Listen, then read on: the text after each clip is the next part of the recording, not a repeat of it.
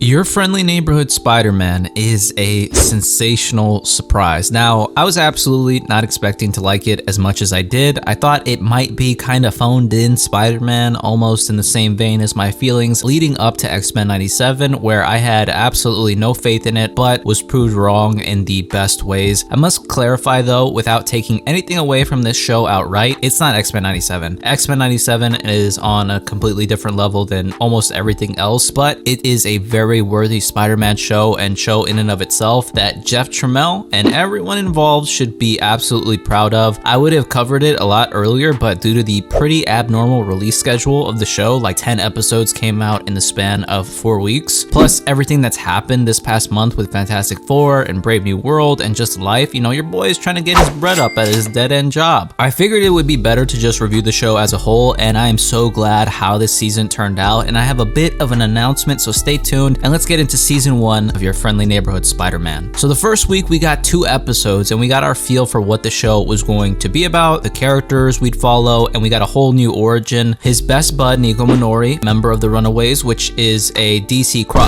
everywhere I go, I see his face. Apparently Runaways is really good because there's like hella comics about them that I have not gotten into, and even an old show, both of which I have not touched, but I actually might now. The new Liz Allen, or Peter's older crush, Pearl Pagan, his soon-to-be homie Harry Osborn, who is finding genuine acceptance with Peter, and he has a pretty interesting will they or won't they with Nico, which I think is pretty nice. I can already see the roller coaster these three are going to go on throughout this series, which is going to be epic. And newly acquired big homie Lonnie Lincoln, yes, Tombstone Lonnie Lincoln, how they've woven him into Peter's friend group and the way they've expanded on his character and the way they've shown how he falls into this life of crime in a way that is so plausible that a star athlete, top academic, and genuine good person could fall into. As soon as those first episodes dropped, I said all that love Lonnie feels for Peter will become hate at some point, and that's gonna hit extra hard. But that's not all. Besides that villain being in the slow cooker, the major overarching villain of the whole series, who we know they are just ever so diabolically slowly leading up to the Goblin, Norman Osborn, which the slow burn that they're going for feels like it'll pay off so well since they've spent so much time developing the relationship between him and Peter and making the eventual fallout and all those nice moments that much harder to watch dissolve. They have to start off in a good place so that things can get messy and complicated and worth it when it's all said and done, especially now that 2 more seasons have already been approved. So we all know how Spider-Man gets his powers in the comics. He gets bit by a radioactive spider, gains spider powers. Now, I was totally cool with skipping that in the MCU, and it's almost like Batman's parents' death in Crime Alley, where it's a thing that is important to the character, but it's also been done enough times that seeing it again just seems monotonous. But this time I actually really liked what they did. That's kind of the good thing with having had so many popular Spider-Man adaptations, especially animated ones, is that at this point they have to get very creative with how they attempt to adapt that iconography. The margin for error is quite high with these popular character adaptations, but if it's good, it soars, and in my opinion it is in this case. Strange comes through the sling ring fighting this insectoid symbiote, and it's a tremendous fight, might I add. That time stone so methodically placed as well, but the symbiote is about to attack Nico Minori and a non-powered Peter Parker attempts to distract it. I think the time before a hero gets his or her powers can ironically be the most powerful time, so Peter being a hero even before he had such great power makes when he does get that power much sweeter. I think some people are upset that Peter didn't have the traditional let the criminal go, criminal kills Uncle Ben, thus learning great power, great responsibility, ushering him into his life of crime fighting. The mentality there is, you know, in this case, why does he do what he does if he didn't have that moment? But I think just the nature of the show being literally MCU adjacent, in that it started off as a literal MCU Spider-Man freshman year show, and it still very much feels that way, but that's a complete good thing. It feels like a branching timeline of what MCU Spider-Man could have been, so I feel like their intention will be to more concisely prolong that great power, great responsibility message in the way they kind of did with the movies. Even though it was very weird, I feel so many things changed since Peter was already kind of about that with that line from Civil War, but just with some, I'd say, very interesting tweaks. In the case of this show, we see Peter get, instead of a Stark internship, an Osborn internship, which I think works a lot better at the end of episode 1, mimicking Civil War, but with Norman voiced by the incredible Coleman Domingo. Like, bro has a voice like a viper, just waiting to strike type shit, you know, like his voice is like Homelander, if that makes any sense. But basically, Basically, it is a fleshed out internship with other young minds, and they incorporate that very well into the story, which is essentially throughout the season, Norman finds out Peter is Spider-Man, which was more involved than just happenstance. Daredevil, voiced by the incredible Charlie Cox, who we will be seeing next week, comes through and they have a pretty nice little back and forth battle, but he plants that alternate perspective on Norman for Peter, but Norman becomes Peter's guy in the chair for a bit and helps him in fighting villains that are coming through with very advanced tech. That tech coming from this universe's Otto Octavius, which has such a perfect design, and we see him and Norman have a history together, and it seems like Norman has been meticulously setting things in motion to take him down and take all of his technology from him and use it to advance his designs. While Peter deals with, I'd say, the main big bad being Matt Garg and Scorpion, which they handled so well. I'm so glad we got some Scorpion Spider-Man action. Now, I still want to see Michael Mando return in the MCU, but this was an incredible display of how ruthless and how much of a problem Matt Gargan is, and how he as a villain is a focal point to intertwine both Peter and Lonnie's stories. Like, Peter gets absolutely thrashed by a gamma-soaked Scorpion, so much so that Norman sends a glider to swoop him up, and in the penultimate episode, Peter stops holding back in this huge gang brawl and almost crosses the line until Lonnie stops him, who would have died if he hadn't been exposed to an experimental drug canister that gave him his notorious durability. This then leads to the finale, where Norman's grand play is that he used the intern's projects and some of Octavius's tech, I believe, to create a portal into space on some vanity god complex type shit, but it blew up in his face when the symbiote from episode 1 comes through and starts wreaking havoc. And that's where shit gets very interesting, because when Strange comes through to stop this initially, he has no memory of what occurred in the first place at Midtown High, which I was like, okay, what's going on here, you know? And we kind of have this strange, no pun intended, literal paradox going on, where the blood that was extracted from Peter in episode 8 that was injected into a spider at the end of episode 9 was then the same spider that came through the sling ring time portal from episode 1 to give Peter his powers in the first place. So it seems like maybe a tinge off multiversal destiny path, which, especially in the Spider-Man movie genre, I am going to be done with after Beyond the Spider-Verse comes out, whenever it does, right? Jeff Trammell is trying to incorporate some kind of time element into the story and origin, which is extremely ballsy of him. I mean, Peter's father is even still alive, so I have no idea how they will handle all these things, but the time element alone is such a difficult thing to pull off. But truthfully, at this point, after all that was your friendly neighborhood Spider-Man, even if Spider-Gwen is coming through next season, which I'm just tired of Spider-Gwen already, Jeff Trammell has earned a deal of trust from me, and I'm very excited for whenever season 2 comes out. The action was awesome. I love the dynamic web swinging, the interpersonal relationships, and their service to the greater story, which I felt was lacking from the live action movies a lot of the times. I think the show is also way more mature than I thought it would be. It's not Sopranos or anything crazy, but there are things that kind of surprised me of what they did for a Disney Plus Spider-Man show, which I really appreciated. Although I wasn't quite feeling the 3D-ness of it all, I have to say it has grown on me, and the Lee Romero art style really ties it together and saves it. I think there have been so many thoughtful seeds planted for characters and villains in the upcoming seasons to not just appear for the sake of appearing as their iconic selves, but also with significant connections to Peter Parker and Spider-Man, so that we are that much more invested when those moments of conflict finally come. That's why I've got to give Your Friendly Neighborhood Spider-Man a fluctuating 7.5 to 8 out of 10. It's a very worthy Spider-Man show, and a good one at that, and I can't wait for more. But let me know what y'all thought of the season, any predictions for season 2, and anything you personally want to see. I'm all ears. Now, I would like to take this time to announce that your boy will be taking a break again, okay? A 2-week break, no 1-week break, just because a video is taking longer than I'd like, and I'm just spending all that extra time trying to finish it instead of actually relaxing or breaking. The only thing I'm breaking is my soul, because I'm just burnt out at this point, guys. I love making videos. I don't think I'll ever stop making videos. I love being able to do them every week. I feel like I can put out a good one that is either, you know, funny, informative, or entertaining with that amount of time. But I've just been feeling drained and in a rush for a while now, and I need some time to kind of just rest, relax, and get my footing back. This is the time of the year more hours are available to me at my job, and I'm trying to stack that paper right now to get certain things done, and so that later in the year when hours aren't as plentiful, I'll still be chilling. Unless some insane Superman sneak peek trailer or Lanterns footage comes out, I will not be back till March 16th, more than likely talking about Daredevil Born Again. I'll post about it in the community tab as well. In the meantime, feel free to check out any of my other videos, share them, like them, comment goated with the sauce on them, you know, whatever comes naturally to you. But tell your friends, tell your enemies to subscribe. But thank you all so much for taking the time time to watch every week. I really appreciate that. In the meantime, treat yourself well, stay safe, and I'll see you in the next one.